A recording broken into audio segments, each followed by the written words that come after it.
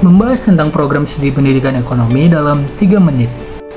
Perkenalkan, saya Bima Lubis dari program studi pendidikan ekonomi. Nah, di sini saya akan lebih condong membahas tentang program studi pendidikan ekonomi dengan judul artikel Program Studi Pendidikan Ekonomi, Pintu Gerbang Menuju Pemahaman Ekonomi Modern. Berikut isi artikel saya. Langsung saja, program studi pendidikan ekonomi merupakan bidang akademik yang fokus pada pengajaran dan pembelajaran konsep-konsep ekonomi.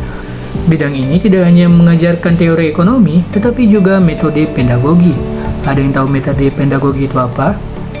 Oke, metode pedagogi adalah seni dan ilmu mengajar yang bukan hanya menyampaikan materi, tapi bagaimana guru dituntut untuk membimbing, menginspirasi, dan membentuk karakter peserta didik, dengan tujuan menghasilkan tenaga pendidik yang kompeten di bidang ekonomi. Selanjutnya, pengertian dan tujuan program studi ini. Program studi pendidikan ekonomi adalah disiplin ilmu yang menggabungkan ilmu ekonomi dengan ilmu pendidikan. Tujuannya adalah melatih calon guru atau pendidik untuk mengajarkan mata pelajaran ekonomi secara efektif.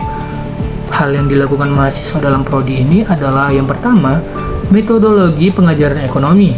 Mahasiswa dituntut untuk mengetahui teknik mengajar seperti pembelajaran berbasis proyek, penggunaan teknologi digital, dan evaluasi pengajaran. Kemudian, mempelajari ekonomi terapan. Lalu, praktikum dan magang. Dan yang terakhir, mempelajari pendidikan umum. Lalu, prospek kerja dan peluang. Prodi ini memiliki prospek kerja dan peluang, yaitu guru ekonomi di SMA atau SMK, lalu dosen atau pengajar, kemudian konsultan di bidang ekonomi, dan sebagai analis kebijakan. Tantangan di masa depan. Salah satu tantangan utamanya adalah kesenjangan antara teori ekonomi dan realitas dunia kerja.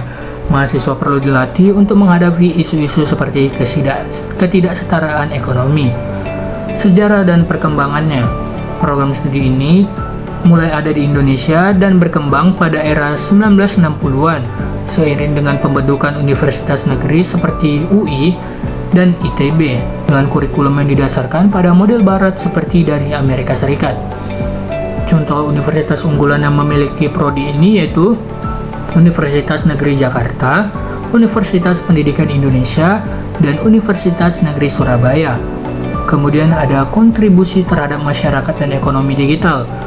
Program studi ini berkontribusi pada peningkatan literasi ekonomi masyarakat. Lulusannya membantu mengurangi kesenjangan sosial dengan mengajarkan keterampilan keuangan dasar. Di tingkat nasional, ini mendukung pertumbuhan ekonomi melalui SDM yang terampil. Nah, sekian artikel yang saya bahas. Kurang lebihnya saya minta maaf.